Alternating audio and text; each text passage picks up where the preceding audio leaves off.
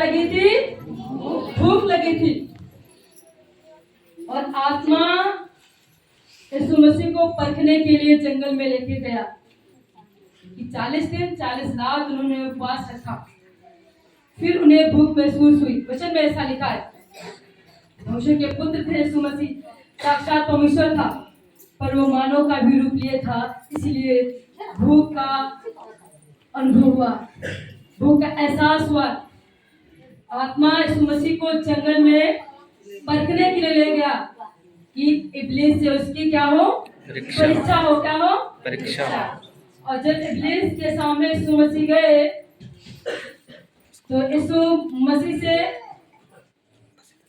कहा कि ये तो परमेश्वर का पुत्र है, तो इन पत्थरों से कह दे कि रोटियां बन जाए।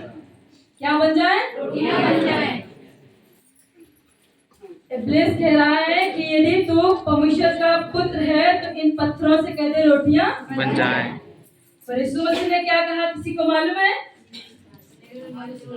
कि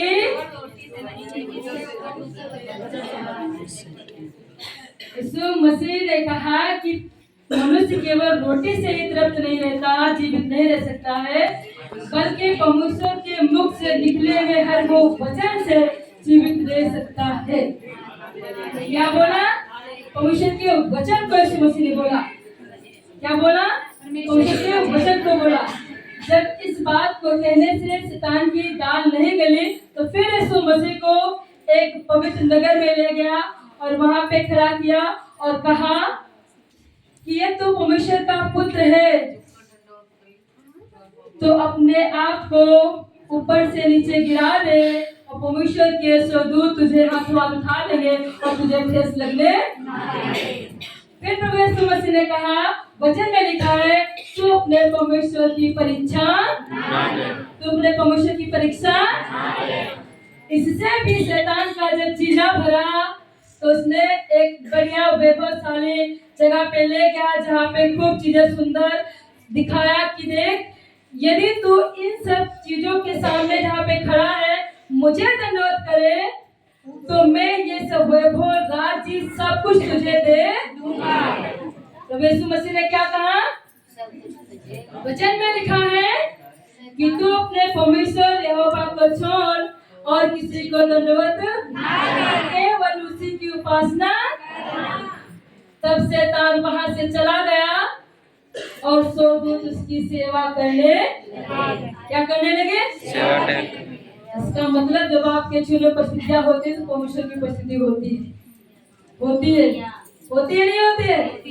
यीशु मसीह जब कठिन परीक्षा में थे तब वहां पे परमेश्वर के स्वर्गदूत मौजूद थे।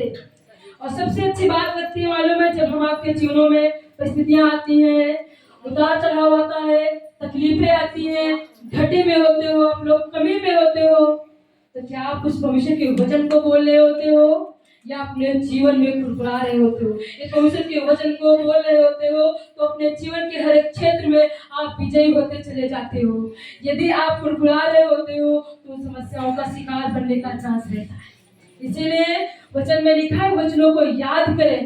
प्रभु यीशु मसीह एक बार नहीं, दो बार नहीं, कितनी जगह पे वचन में इब्लीस करके लिखा है, शैतान के साथ में कितनी 3-4 मतलब ऐसे तो अनगिनत बातों में लिखा है, पर जितनी बार वो बात कह रहा है कि तुम मुझे दंडवत करो, इन पत्थरों से कोई रोटियां बन जाए, तो प्रभु यीशु मसीह वचन से ही बात कर रहे, अपने पिता की सामर्थ्य गुरु नहीं कर रहे, अपने पद पे होने का गुरु नहीं कर रहे, परमेश्वर के वचन से बात कर रहे। परमेश्वर के वचन से जब आप बात करते हैं, जीवन के किसी भी क्षेत्र में हो, आप विजयी हो जाते हैं, आप जीत जाते हैं, आप हारते नहीं हैं, आनंद को प्राप्त करते हैं। क्या करते हैं?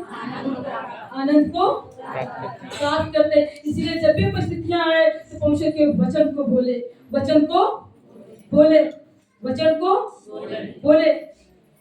हमें से कितने लोग यीशु मसीह पे विश्वास किए हैं जो आज भी बीमारियों का शिकार बने रहते हैं? हाथ खड़ा कर सकते हैं आप लोग। जो लोग यीशु मसीह पे विश्वास करने के बावजूद आज भी बीमारियों में पड़े रहते हैं, चिंताओं में पड़े रहते हैं, तरह तरह की बातों में फंसे रहते हैं, प्रभु उनके लिए वचन लाया है। वचन में लिखा है, भजन संहिता 103 अध्याय के 3 पद में, वही तेरे अधर्मों को क्षमा करता है और तेरे सब रोगों को चंगा क्या करता है? तेरे अधर्मों को क्षमा करता है और सब रोगों को चंगा। आप रोज शाम को जब प्रार्थना में बैठे वचन को पढ़े कि प्रभु आपने वचन में कहा है, यहोवा परमेश्वर आपने वचन में लिखा है और कहा है कि तेरे अधर्मों को वही क्षमा करता है और तेरे सब रोगों को वो चंगा करता है। चंगाई के प्रार्थना के शब्दों को चंगाई से भरे वचनों को आप बोलेंगे तो परमेश्वर आपके जीवन में ऐसा काम करना शुरू करेगा। क्या करेगा?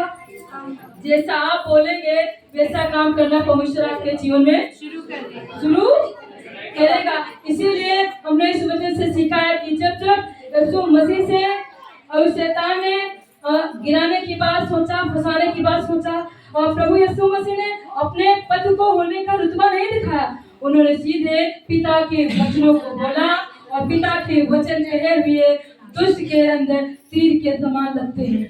हालेलुया। उस परमेश्वर के वचन जब आप लोग बोलते हैं ना, इन परिस्थितियों में तीर के समान चुभ जाते हैं। क्या होते हैं? इसीलिए परमेश्वर के वचनों को बोले और याद करें। क्या करें? याद करें। अपने जीवन में जो कुछ होता है भले के लिए होता है। हम बहुत बार इस बात को सोचते हैं कि नहीं, हम तो आराधना करने वाले लोग हैं, हम प्रार्थना करने वाले लोग हैं, हम तो वचन पढ़ने वाले लोग हैं, हमारे जीवनों में समस्या क्यों आई?